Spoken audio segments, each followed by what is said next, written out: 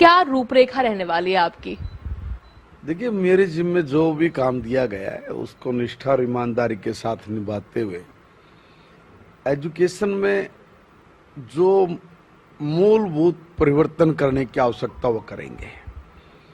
देखिए, हम लोगों के वक्त में बहुत सारे संसाधनों की कमी थी और उन संसाधनों की कमी की वजह से हम उतनी अच्छी एजुकेशन नहीं ले पाए। ये मुझे कहने में कोई अतिशयोक्ति नहीं है, मगर हमारे बच्चे अच्छी एजुकेशन ले, जो जो कमियां हमें नजर आई उन कमियों को पूरा करेंगे।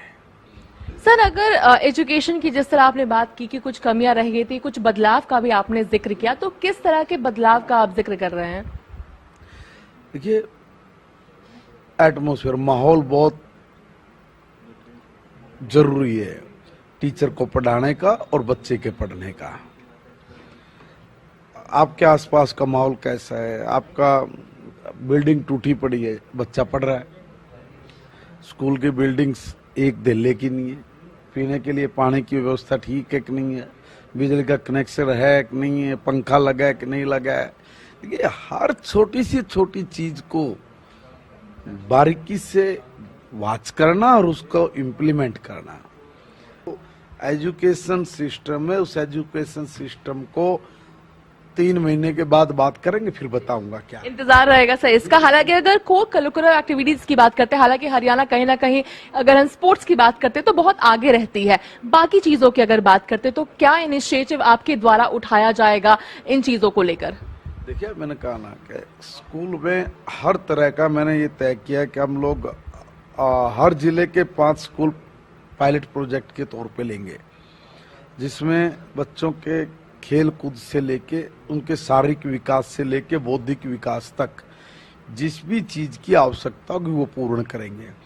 5-5 स्कूल हम लोग लेके एक बार उन 5 स्कूलों को ऐसा माहौल उपलब्ध कराएंगे कि जिसमें बच्चे को मेंटली तौर पे पढ़ाई में भी मन लगे और पढ़ाने वाले का भी मन लगे। हम लोग पॉलिसीज बना के काम करने का प्रावधान रखेंगे। देखते हैं, बाकी चीज परमात्मा पे छोड़ेंगे, सब अच्छा होगा और बढ़िया करेंगे। एक आखिरी सवाल, जिस तरह से आपने इंफ्रास्ट्रक्चर का जिक्र किया, डेवलपमेंट की आपने जिक्र की, अगर गवर्नमेंट स्कूल और प्राइवेट स्कूल का अगर जिक्र किया जाए, काफी अंतर देखने को मिलता है, डेवलपमेंट में भी और फीस में भी बहुत अंतर देखने को मिलता है। क्या काम आप करते हुए नजर आएंगे जिसकी वजह से जो अंतर है वो कहीं ना कहीं खत्म होगा और सभी बच्चों को एक समान एजुकेशन मिल पाएगा? हम गांव देहात के बालक हैं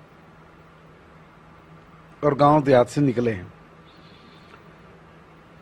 अब हमारी वहां पे जो दिक्कत क्या रही है कि पीने के पानी की प्रॉब्लम रहती थी, बाथरूम तक नहीं होते थे, स्कूल में लाइट तक नहीं होती थी, बेंच नहीं मिलते थे, खिड़की दरवाजे टूटे पड़े, कड़ी चौकीदार है कड़ी नहीं है, एजुसे सिस्टम लगाए सरकारों ने उखाड़ के पाड़ के ले गए, बड़ी प्रॉब्लम थी।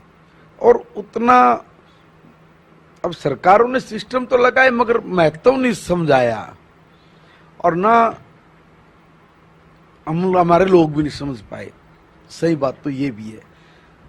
तो एक चूक रही है मेरे दिमाग में, वो जो चूक रही है वो चूक नहीं होने देनी हमने। बस मैं अगर वो इतना भी कर पाया तो मैं कहूंगा कि एक बड़ा काम हम लोग कर पाएंगे। दूसरी बात क्या है कि भाई हमारे जो स्कूल में टीचर हैं उनका कोई मुकाबला नहीं है, वेल एजुकेटेड हैं। कितने टेस्ट होते हैं, कितने तरह की उनके जो सरकारें एक टीचर की भर्ती करने के लिए जिस तरह की रिक्रूटमेंट करने के लिए जो भी नियम और वो सब अपनाते हैं, एजुकेशन का जो उनका वो देखते हैं कि भी ये कितना पढ़ा लिखा है कितना नहीं है। कई तरह के CTET HTET से लेकर अलग अलग चीज़ों की कोई PhD किया, कोई नेट क्लियर किया, तब जाके कहीं एक टीचर लगता है। अब वो हाई क्वालिफाइड है। प्राइवेट स्कूल के टीचर से भी ज्यादा अच्छा हमारा टीचर है, ये कहने में मुझे कोई अतिशयोक्ति नहीं है, मगर बच्चे कम हैं।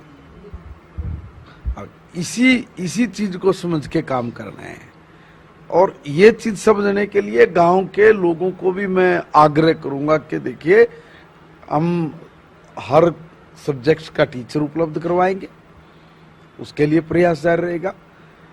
इंफ्रा उसकी कोई कमी नजर नहीं आएगी और बच्चों की सिक्योरिटी जो मस्ट है उसकी हम लोग व्यवस्था करेंगे और जिस भी तरह की वहाँ पर असुविधा, उस असुविधा को दूर करके हम लोग एक बेहतर परिणाम निकल के आए, ऐसी व्यवस्था की ओर अपने कदम बढ़ाते हुए हरियाणा प्रदेश के एजुकेशन